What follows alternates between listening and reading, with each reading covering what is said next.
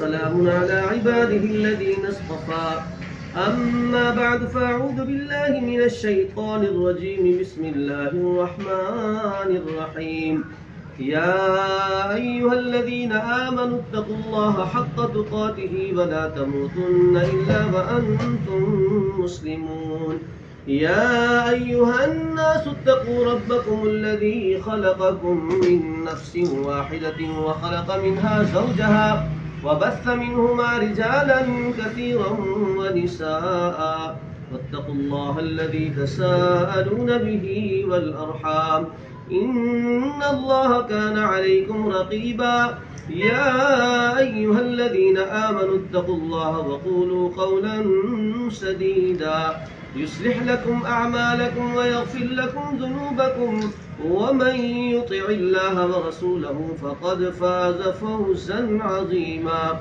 وقال النبي صلى الله عليه وسلم النكاح من سنتي وقال صلى الله عليه وسلم فمن رغب عن سنتي فليس مني أو كما قال عليه الصلاة والسلام سبحان ربك رب العزة عما يصفون وسلام على المرسلين والحمد لله رب العالمين.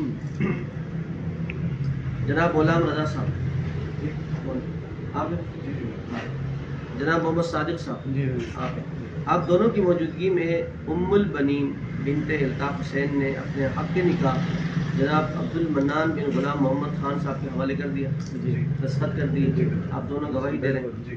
جناب عبد المنان صاحب بن غلام محمد خان، کیا آپ نے ام البنین بنت الطاف حسین کا حق کے نکاح 20,000 روپے حق مہر پاکستانی کے عوض ان تمام گواہوں کی موجودگی میں جناب سید احمد درویش بن عابد حسین صاحب کے حوالے کر دیا؟ جناب عبد المنان صاحب، کیا آپ نے ام البنین بنت الطاف حسین کا حق کے نکاح 20,000 روپے حق مہر پاکستانی کے عوض ان تمام گواہوں کی موجودگی میں جناب سید احمد درویش بن عابد حسین صاحب کے حوالے کر دیے؟ جی. جناب عبد المنان صاحب، کیا آپ نے ام البنین کا حق کے نکاح 20,000 روپے حق مہر پاکستانی کے عوض ان تمام گواہوں کی موجودگی میں جناب سید احمد درویش بن عابد حسین صاحب کے حوالے کر دیے؟ جی. جناب سید احمد درویش صاحب بن عابد حسین، کیا آپ نے ام البنین بنت الطاف حسین کو 20,000 روپے حق مہر پاکستانی کے عوض ان تمام گواہوں کی موجودگی میں اپنے نکاح میں قبول کر لیے؟